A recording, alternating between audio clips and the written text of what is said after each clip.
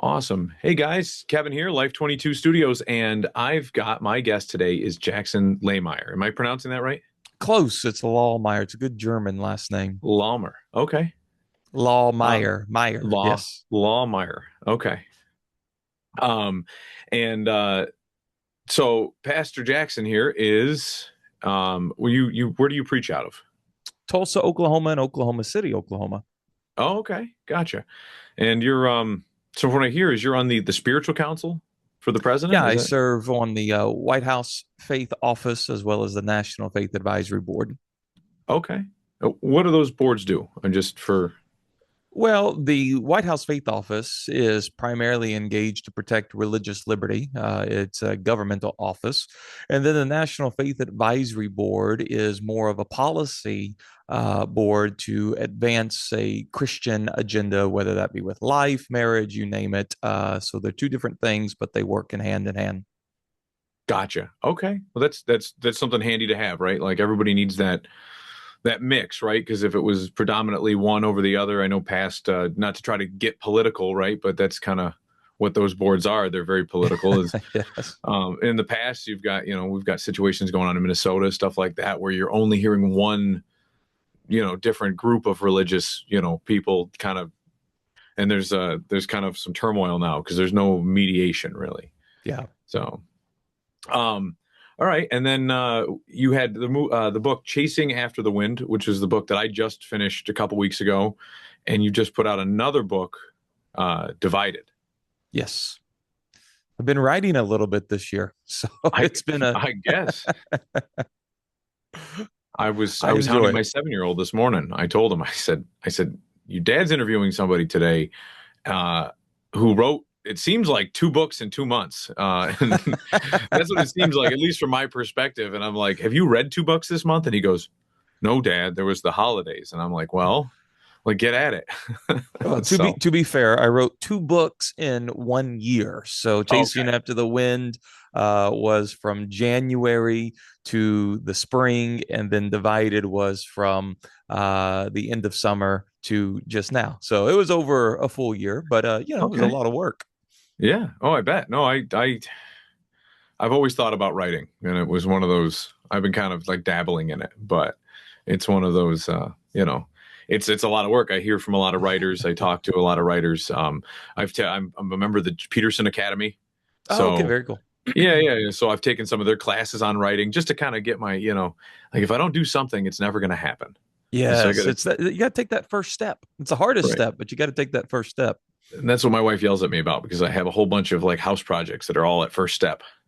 They get the first Mine step in, too. and then right. Mechanics have broken down cars.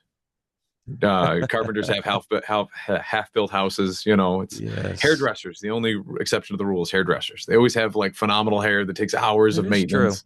That Yeah, is true. That is very true. but that's the difference between women and men too. So that's the dedication to the one thing. So They but multitask a lot better. they They do, much better at that. right. Um, so chasing after the wind. I want to start with that one. What I guess what inspired you to write it? Because obviously, besides the one of the at the beginning, you acknowledge one of your buddies who's been pushing you to write this book forever. Yes. Yeah, it's my own journey actually, it's this book right here, Chasing After the Wind, why nobody is catching what everyone is chasing. And the thesis of the book is pretty basic. We're all chasing the wind, whether we are black, white, Republican, Democrat, whether we're young, old, rich, poor, doesn't matter what category you may fall in, we're all chasing the wind, and the wind is happiness. The wind is happiness. We all want to be happy. That's why we do what we do, for better or for worse. The pursuit of happiness can lead people to some very, very poor decisions, alcoholism or addiction to drugs or overeating, whatever it may be. Those things, they give us a temporal sense of happiness. And so we're all chasing it. And the sad part is none of us are actually catching it. But we think to ourselves, the if I just had this, then I would be Right. happy. And we get whatever that is, and we're happy for a moment, and then it's fleeting like the wind. You never truly catch it. And so this was my own journey. My wife would always tell me, you're never content.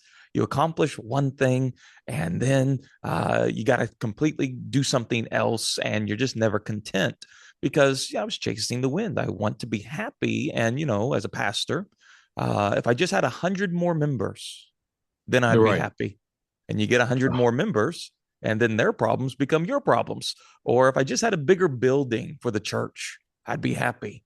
And you get a bigger Right. building, and then The all of a more sudden your maintenance. your maintenance expenses go Yeah. way up. And so it's this constant journey that we're all on. And so the book is my journey going through the scriptures of finding how can I have happiness, peace, and contentment in this life, not just in the next life, but in this life. And that's the journey I went on to write the book. And, it helped me personally. And we've had a ton of people say that it's helped them as well. Oh, yeah. And so a book, yeah, because a topic like that in general, just chasing the wind, right? Chasing that happiness. That's because without a roadmap, without a path for people to follow it, I mean, that's the story of every drug addict, right? Like they're just Yes. chasing that dragon is what they Yeah, you call it, sent it. right? Yep. Yeah. My father died of alcoholism, and he like literally he would, he would just keep chasing it just to get to the next beer, the next bottom of the glass, right? And that was the, Yep. and you have that, and without a proper guidance and whatnot. So I guess I should probably preface this. I did a video the other day, and I was trying to get it out before I interviewed you because I had read your book, and then I was like, you know what? I need to put out my stance on there. And so people in my generation, and I'm sure you're probably in the same generation category, if you don't mind me asking, 39.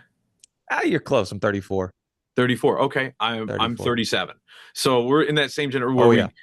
we're in this society where divorce is common and prevalent, and secularism is at an all-time high. And growing up, my parents were like, yeah, you're Catholic, you were baptized Catholic. And it's like, I hear Matt Walsh talk about those people like me online all the time. Well, I was Catholic. It's like, well, yeah, but you're not anymore, right? Like that's, if you're Yeah. not going, you're not Catholic, right? And that's Sure. um and it was never really pushed on us kids. So like I grew up as, I kind of find myself as I'm I'm one of the people who have not found God.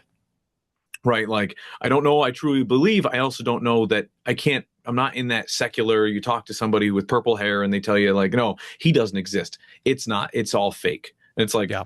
but you haven't shown me anything to prove that it's not. And so I'm not saying that God doesn't exist. I'm just saying I haven't found him yet because Sure. I haven't found anything that's opened me up. But I'm very interested in talking to people like yourself and listening to Ben Shapiro and Jordan Peterson and guys like Matt Walsh, and because you guys at least have a roadmap. I don't listen to the lady with the purple hair because she doesn't believe in anything, and she doesn't, she doesn't have like she has no path to find happiness and Yeah. fulfillment and things like that. So, um, I commend you for writing a book about like, finding that stuff, Yeah, and I what you tried to do be for very a living. practical. I tried to be very practical in a sense because a lot of us, we can be up in the ivory tower of thought and ideas and never bring it down to real life, where we Right. actually live. And so I try to be very, very practical. I give the what I call the ultimate guide to happiness, which is it's very basic and practical about walking in forgiveness towards people. When you hold on to bitterness and when you hold on to unforgiveness, it causes you, not them, it causes you to become miserable. And so if you want to have peace in your life, if you want to have happiness or joy, whatever term you want to use, you have to be willing to forgive people. And then I walk through how do you actually forgive somebody? How do you do that?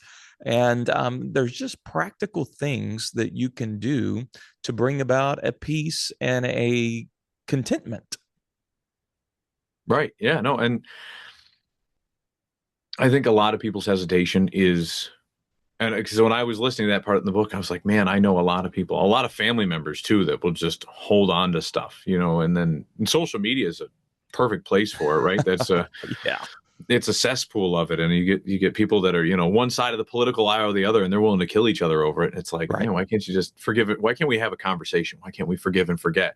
And I think coming to the table on a conversation, doing more of that, I believe would lead people to, having more forgiveness.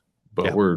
everyone's so isolated in their own little phone bubble that I don't think it's as practical as it used to be. But I think social media has thrown a new variable into the human experience, and it's a relatively very new variable that we have not adjusted to of learning how to handle it.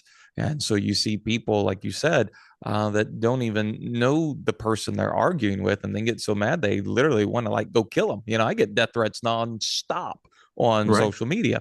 And these people don't even know me. It's just because they disagree with my political stance, my theological stance, and it's a And new words are violence. aspect. Yeah, it's Words, yeah. crazy. Yeah, your idea on traditional forms of marriage and stuff like that, that's going to eradicate people, right? Isn't that what they say? They just kind of Yeah, toss that out there. Um, the other thing is that there's a lot of people out there that don't live wholesome, fulfilling lives, and they're out there chasing a different dragon, chasing a different, gust of wind.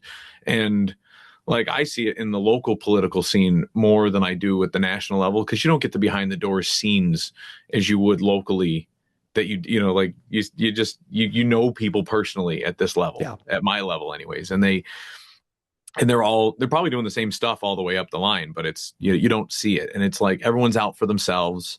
They're narcissistic, they're selfish, they're not willing to forgive other people, they hold grudges.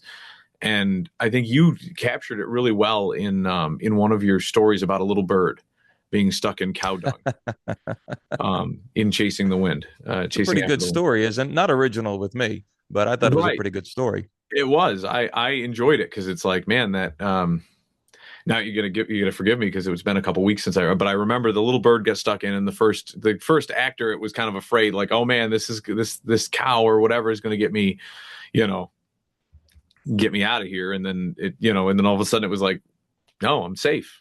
And then, oh no, I'm stuck again. I'm in another problem. And then the next thing that came along was the cat that ate it.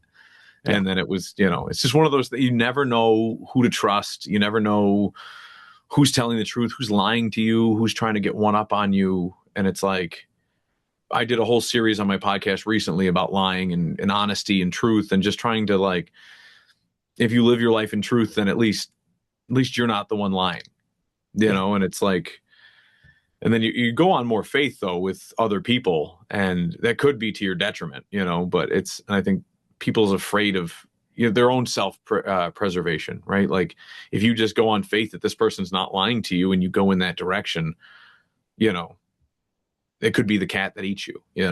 Yes. That's Yeah, that's life where is. I believe discernment is so important in the world that we live in, especially in a world filled with filters. You really don't know who the person is. I mean, you see all these stories of people who are, in the dating world getting catfished. It's, filters, and it's the world we live in. You don't know if you're dealing with reality, if you're dealing with a simulation. And so you have to have discernment. And I believe that discernment is something that develops with experience, obviously. I don't think you just naturally, can discern good from evil, right from wrong. You've taught it, you experience it. But our world needs more of it. Right. Oh yeah, for sure. That's yeah, it's something that we all struggle with. And I it's, what do you do about it? And except for just keep playing the game, right? Keep living out your life and Stay in getting the in. story. That's what Right. I tell everybody. You got to just stay in the story. Don't quit. Stay in the story. You'll make it. Right. Yeah. So, yeah, the actually, I was another part in your book actually inspired me. I was going to be my next book, but you released another one so quickly on me that I it became it took a back seat. Was I think it was towards the end of your the Chasing the Wind, was you talk about um everyone, you've read a bunch of things about reading the Bible. But how many people actually sit down to read the Bible? I believe you have a reference in there to that, and it kind of inspired me to read the Bible. And so that was going to be the next book that I actually read, because I've watched 100 breakdowns by Dennis Prager on it, or Jordan Peterson did a gospel series, and you intake a lot more of it as you become more accepting of, hey, like, listen, I might not believe everything that's here, but there's something to be said about one tome that is consolidated human history of a decent moral way to live your life. And if it was good enough to make it into the book and it stood the test of time, then there's got to be something to be said about it instead of, the secular way of thinking of throw it out with the bathwater. Yeah. Well, I would And encourage you, before you read my book, definitely read the Bible. The Bible's way better than my book. My book is a tad bit of the Bible, but the Bible is much, much better. okay, well, I will I'll put yours down for a moment, Put and mine on the shelf. Yes. I will put yours on the shelf because I'd like to have you back so we can discuss that one more in depth. Absolutely. But yeah. You can count Um, on it.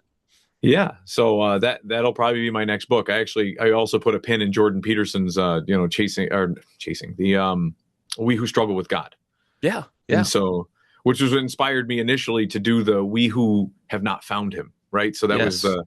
because it is a struggle. It's you, especially when you're raised in today's society where there is no 100 years ago you went and everybody in your community went to church or Right. went to synagogue or went to mosque or wherever you were from.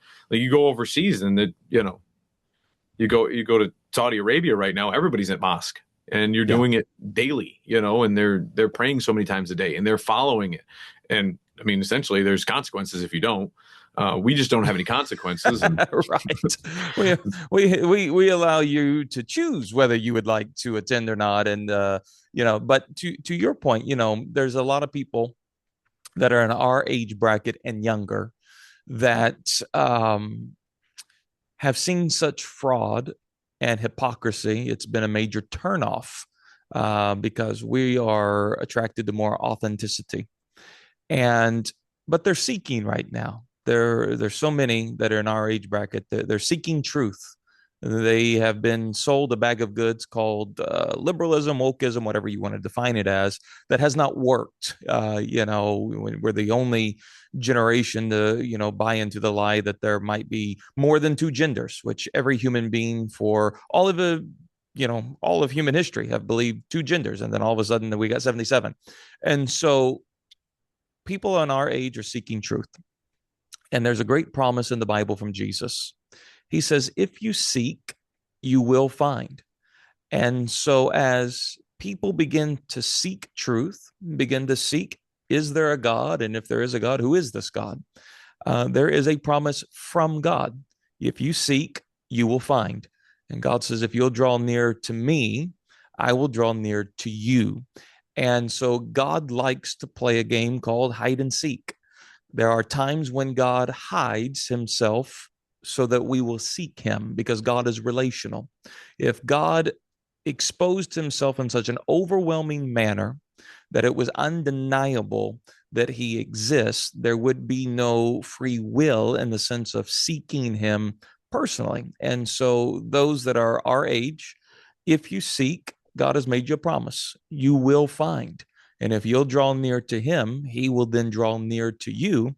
And I would just encourage people, encourage you, continue to seek. And there is a promise from God himself that you will find.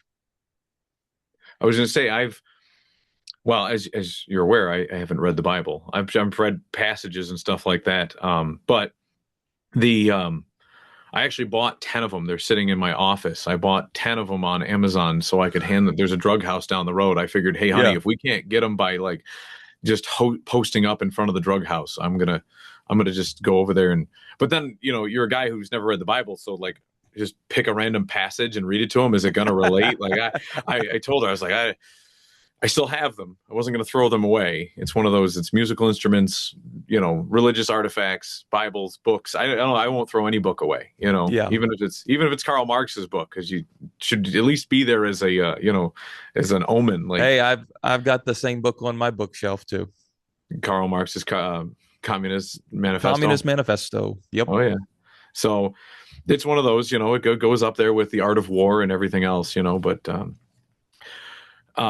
no, yeah, I had that line, the if you seek, you will find, was actually like I'm a big Jim Croce fan, and so I just he one of his songs has that in there, and it's one of his older ones where he does more like more gospel hymn, kind of like the Nitty Gritty Dirt Band. They have a lot of that in their earlier stuff, where it's the same way Johnny Cash started. It started more from a religious place, and Yeah. then made its way in. So, but Yeah, it's a promise. It's a promise from God. And I've never experienced anyone, and this is anecdotal evidence, it's my experience. I've never sure. experienced anybody who sought the Lord and sought truth who eventually did not find it. And so I would just encourage people, listen, we're living in a world full of many voices, and you need truth in order to discern what is right, what is wrong, because so much is being said out there. There's so many voices, right? And you don't want to fall into deception. So you have to know the truth. And another good promise is that if you know the truth, you'll be free. And we all want to be free. So continue to seek. And yeah, that's awesome about the Bibles, though, man. That's fantastic. Yeah, I just got a whole pile of them. I was gonna sit out there, and it was one of those I wasn't versed enough yet to be able to just kind of like flip to a page, because I'd probably pull the John 3:16, and I probably could make something work, but I'm like, somebody in your line of work would be able to make it happen or know exactly which portion. Like, Hey, I'm gonna I'll be tell you, you just familiarize yourself with the Gospel of John, you'll be solid. okay. Yeah, a lot of my friends too, because they're like, Kevin, you're not much of a religious guy, and I had just bought an old dry cleaning business in our area. At least just the building and the address on it. It used to be the John Ash Cleaners, but the address is 316. So right at the Oh, front wow. in the mosaic tile, it says John Ash 316. That's And cool. so when I bought it, I was like, well, that's a really biblical reference there. And the Lebanese family I bought it from, they're like, you know what? We've been working here our entire childhoods, and they're in their 60s now. And they're like, I never recognize, and it's one of those like, Wow. Yeah. so it's just, it, it's one of those things. I guess you can, once your eyes are open, you can see a lot more, right? Yeah. Like, It's was it beautiful. Plato's The Cave? I don't know how that relates to the Bible, but it's just another way of discerning, I guess, Yes. based on perspective. So, um, I was going to say I had a few other things on your book, and I let's see here. It would have helped when I screenshotted different sections of it if I actually did some highlighting. I believe it was the section on the acres of the diamonds in your house. Oh, it Yeah. was the gentleman who bought the land with the diamonds in the rough, Yes. and everybody else kept passing over it because they didn't. I guess right to that last point we just talked about, right? They didn't have enough Discernment. experience or the perspective to see something different. So I think there's a so that great life lesson from that story, Acres of Diamonds. It's a true story. Jensen Franklin, who's a friend of mine, actually wrote the book about this story, which inspired me. And yeah, it's there was a farmer here in America that couldn't grow anything on his land because it was full of these rocks, and it was just terrible to plow. And so he left everything, his family, the land, for a story that was being told that there was a river in India where you could just scoop your hand in there and you could pull out gold. And he left everything for it. He got over there and found out it was one of the nastiest rivers known to mankind. And another gentleman bought the farm and had the same problems. The second farmer couldn't grow anything, but he kept plowing with the same plow that the other farmer did. And he hit this really big stone once, nice, big, black, beautiful stone. He put it on the mantle of his fireplace. And after a while, he had a visitor, and the visitor saw what was on the mantle of the fireplace. And he asked the farmer, "Do you know what that is?" And the farmer said, "I don't know what it is, but I know these things are everywhere." And he said, "That's a diamond in the rough." And come to find out, that piece of property was the largest diamond mine in the United States of America. And sometimes what you can see as a problem may actually be your blessing. And you just have to stay in the story. You don't leave. You continue to plow the field that God has given you to plow. And for me, it was a really touching moment because I almost left my church. I was plowing and we just kept hitting rocks. There was no growth, there was nothing, and I thought I was doing the wrong thing. And that story caused me to recognize that I might be sitting on acres of diamonds, and the last thing I want to do is leave for something that I don't even know is real. And so I stayed, and sure enough, under my feet was acres of diamonds, and now our church is, prospering and doing so well. And it's a beautiful story. It's a beautiful story. Stay in your marriage. You listen. The grass isn't always greener on the other side. Continue to plow the field that God has given you, and if you'll keep doing it, you'll have success. Yeah. Actually, on this path, me and my wife ended up getting married after 10 years of being together and having kids and all that other stuff. And as I'm following this path, I talked to her and we sat down and we had a discussion. We're like, you know what? Like, we actually have to do this, because if we're just going to sit on the fence and not be committed to anything, then what are we committed to? And it was Yeah. one of those, you just, it's part of that, staying in the story. Right. And so I Yeah. wanted her to stay in the story with me and vice versa. And also for the kids, and having all that. And, but Congratulations. thanks. I appreciate it. We're we're almost 2 years through it. Okay. So Yeah. yeah. So, and that doesn't discount our past either of, 10 years behind us, but, it is what it is. And, the other thing was, so to your point about the grass isn't always greener on the other side, that's, it makes you change, change your perspective, I guess, because like you were saying earlier, if you don't seek God, he's not, if he goes and hides on you, which is what the diamonds are, right? That's where God was hiding, right? He made you kind of change your perspective to find the beauty in something, the diamonds, your parish, your congregation, you know what I mean? Like, those are the things that you need to kind of take a step back, look at the whole picture, find Waldo and say, okay, wait a minute.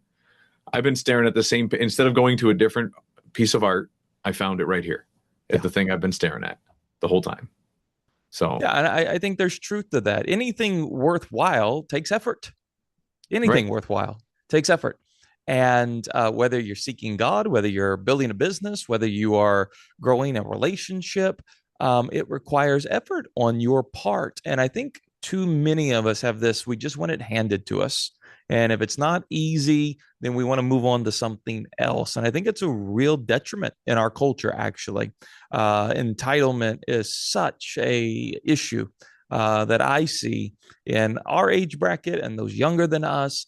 And, good things do require solid effort. And that's why I say stay in the story, because a lot of times when the story gets a little rough, we want to exit stage right. Right. And listen, to get to the good part, you got to go through the hard part. It's we want the good part, we don't want the hard part, but there is the hard part. There is that time of unknown. There is that time of seeking. There is that time of digging and plowing. And if you'll stay in the story, and if you won't quit, you'll make it, and you'll make it to the good part. Yeah. That, I don't know if you remember infomercials when we were kids, Oh, yeah. and they How would could I sell you. not? I Right. bombarded with them every night. Yeah, right. Well, I mean, most people, it's one of those things. I just remember when eBay was getting big, they were all over the place. Buy my book. I'll give you the easy, quick steps to being a millionaire. Um, it was essentially the condensed version of Robert Kiyosaki's Rich Dad Poor Dad with none of the steak and potatoes. It was Right. literally, this is what I did. It worked for me. I'm one in a million. Good luck. Thanks for buying my book because you just made Thanks me for richer. making me richer. Yes. Right. Where I'm a huge fan of Robert Kiyosaki, and I saw that you referenced him in the acknowledgments at the beginning of the book, where there was things they say about Jackson, and it was Yeah. I'm a big fan of his. He caused me to look more introspectively into my businesses and stuff like that to keep them growing, and just a different outlook on the monetary system and stuff. So it's one of those, but people are always trying to do that get rich quick scheme. So It that doesn't work. it doesn't work. No, no, you've got to put forth something. Every time I'm like, man, I just got all this stuff done. I can kick my feet up, and nope, because as soon as I do that, it's like, uh-oh, because you're always 2 seconds on the stage, the edge of bankruptcy. It seems like you said, more, you kind of referenced the Biggie Smalls aspect of it, right? More money, more problems, Yeah. right? Bigger parish, bigger building, more maintenance costs. now I need to have that 100 extra parishioners to, to beg them for a tithing. You know what I mean? And then Yes. it's like, Yeah. now I've covered the maintenance costs, but now it's like, now I need a bigger building because now I have more people that can sustain it. And it's an ever growing chase. So, But we but continue to seek, we continue to run your race. Life is a race. It's a marathon, not a sprint. And we run and we try to run well. Sometimes we trip and fall. The Bible says, though, that the righteous may fall 7 times, they get up 8. And that's the key. You may fall 7 times, but if you'll get up 8 times, you'll make it. And that's really, I've been in journeys with so many different people in their walks of life. And the key to running your race well is simply getting up whenever you fall. And if you'll continue to get up whenever you fall, you will finish your race. And that's what we all want to do. We all want to finish the race that we're running. And listen, I'll tell you, it's a whole lot easier to run your race with the help of the Lord. When you can lean on God, who has a tendency to be able to give you extra strength whenever you have kind of depleted all of your emotional, physical, relational, financial resources. But I just really think, our age group, we've seen so much, we've experienced so much with the world changing so rapidly, new variables being thrown into life experiences, that the key is just continue to get up whenever you fall. And if you'll do that, you'll make it. awesome. I'm grabbing a pen right now because where can someone find you fall? So, like I said, I'm a new guy for the Bible, right? So where would I find that verse? The book of Proverbs, it's a Book Proverbs. The righteous may fall 7 times, Book of but they'll Proverbs. get up 8 times. Book of Proverbs. I'm gonna keep that down because I might I gotta build my collection, right? I gotta build Yes. my toolbox Hey, for let my me let me give you a we'll call it a pro tip. okay. So there are typically, not every month, but there's typically 31 days in a month. There are 31 proverbs. And so an encouragement, if you don't know what to read, say today is January the 5th, go to the book of Proverbs and read Proverbs 5. There's one proverb for every day. And this is all about growing in wisdom and discernment, which is what we need. We need discernment. We need wisdom. So there's 31 proverbs. There's typically 31 days in a month. So whatever day you're on, you wake up and it's January the 15th, and you're like, I want to read a passage of the Bible. Go read Proverbs 15. And you will see tremendous growth in your wisdom and your discernment. Do you have a recommendation on? I'm going to take that pro tip down, but do you have a recommendation on, like, is there to the viewers out there too? Is there a book that you recommend, like King James version? Do you I recommend any Bible because they're 99.9% identical. okay? Depends on language. Obviously, if you read King James, I mean, you're dealing with an Old English. That's fine for some people. The NIV Harder to is translate for. translated at an eighth grade reading level. So the NIV is the easiest Bible to read. Doesn't mean it's the most accurate and most detailed, but it's the easy. It's an eighth grade reading level. So I would encourage the NIV. I'd also encourage, if people struggle to read, you don't just have to read the Bible. You can listen to the Bible. There's so Okay. many Bible apps that you can listen to it. So some people, they just don't like to read, and that's okay. I like to read, but not everybody does. And if you struggle to read, don't try to force feed yourself the Bible by reading it. Listen to it. You'll get a whole lot more out of it. I was gonna say because they sent me they usually sent me a print when I do a book review and stuff. So a lot of times I get a print and it's like, hey, can you send this to me in an Audible? Things like that. And a lot of times it's like, well, here's a PDF, here's a Word document. So, Yeah. you know, thanks to AI, convert it to a Word document and have it read it out loud to me, which makes it a little more Yes. difficult than like a designed app. But that's usually how I get most of them is Yeah. all audible learning. There's But nothing wrong with listening to the Bible because here's the thing people got to realize most believers for all of history did not have a personal copy of their Bible. They didn't read it, they listened to it. It was read to them. And the Bible actually says faith comes by hearing the word of God. So when you hear God's word, your faith begins to grow simply by hearing it. Faith begins to grow. Okay. That is there an order, or can you is it like Star Wars? Can you start at episode 4 and then go back to and then go by chronological order? Is there? Yeah, you can. I mean, listen, you can open up the Bible and just begin to read and you'll be fine. But I always encourage people begin in the New Testament, whether that's Matthew, Mark, Luke, John, one of the gospels, whichever, they're saying the same thing, just different perspectives. And then when you've read one of the gospels, go and read the book of Genesis, which is a great book of stories of what God intended, what unfortunately happened, and then God's plan to redeem us. So that would be my encouragement. Read a Okay. gospel: Matthew, Mark, Luke, or John. Mark is the shortest, Matthew is the longest, John is typically the one that most people begin with. And then go read the book of Genesis, which has got so many stories that will really speak to you. Stories speak to us. We learn so much from stories. We're storytellers by nature, and we really learn from stories, and that's what Genesis does. So that would be my encouragement.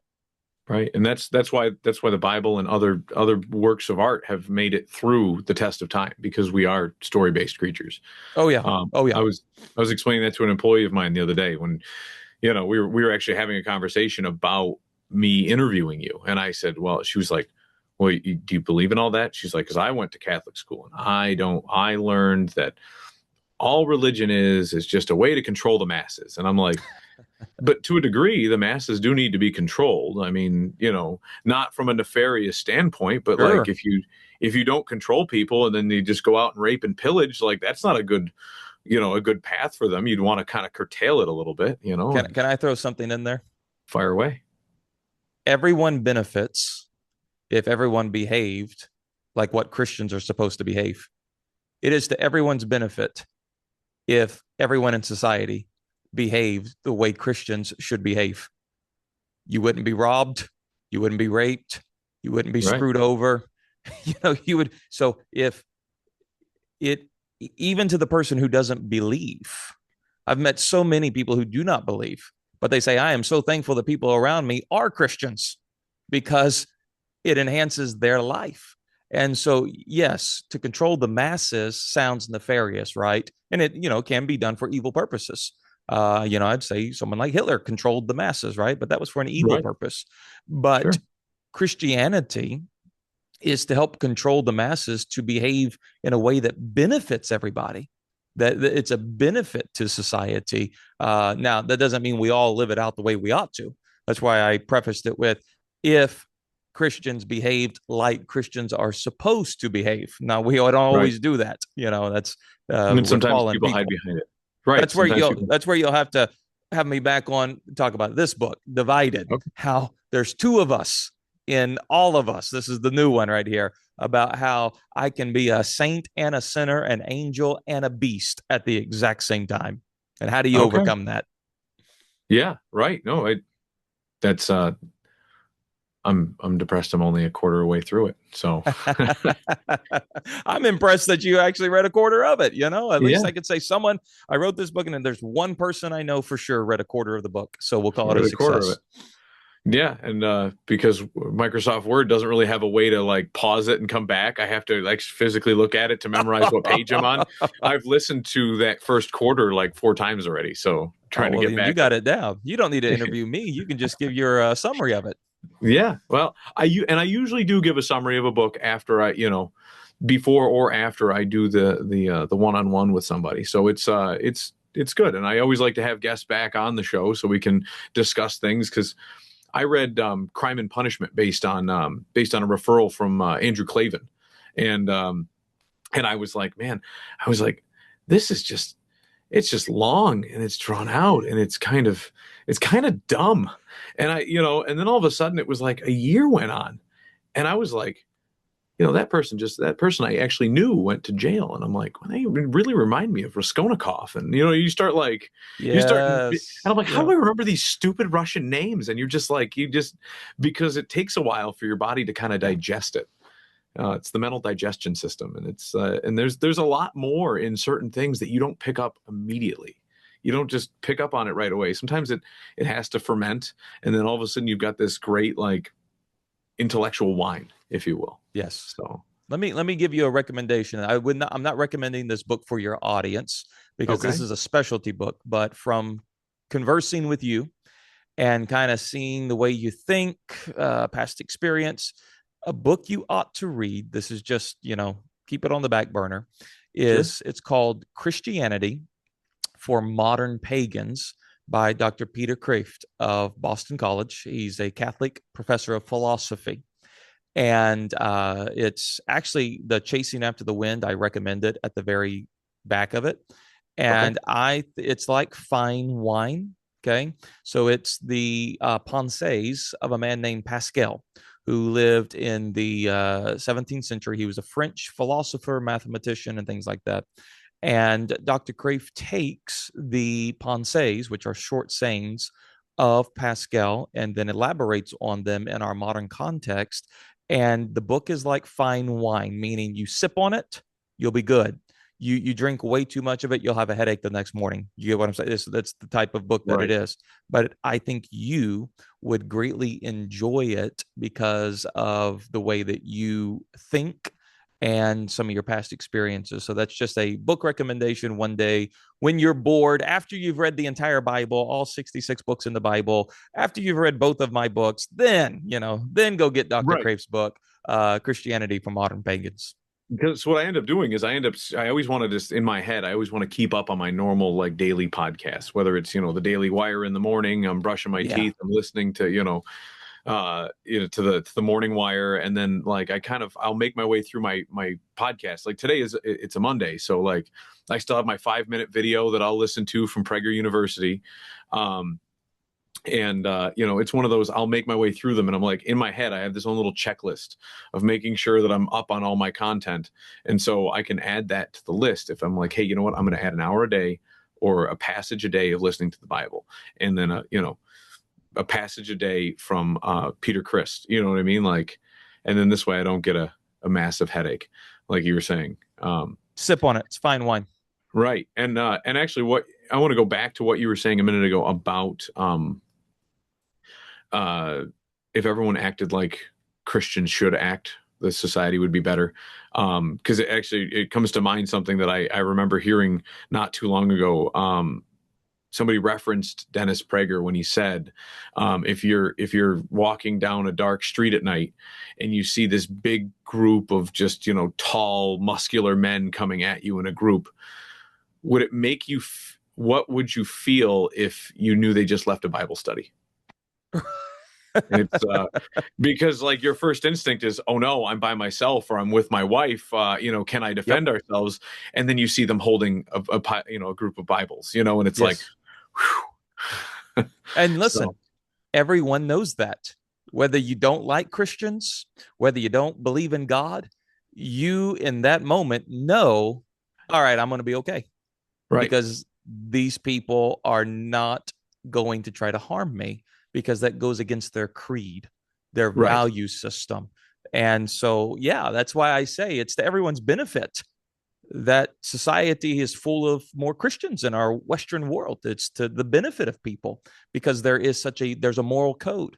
There is an accountability. I am accountable to God. And so if I actually believe that I am accountable to God and how I treat people, I'm going to do my best to treat people right because I'm accountable to God for that.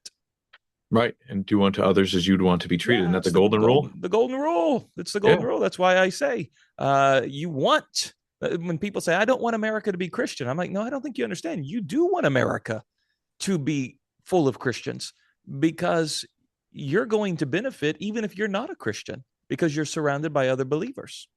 I remember so our generation probably was on the precipice of this. I grew up in Connecticut, and a lot of my like third grade teachers, I want to say second, third, first, like just coming up in grade school, they used to enforce the golden rule. They used to call it the golden rule, which you can't, if you explain to what a kid a golden rule is now in a classroom, you might have your job lost, at least in New Yeah. York, Yeah. you know. So, but, so your books, where can people get them if they're looking for them?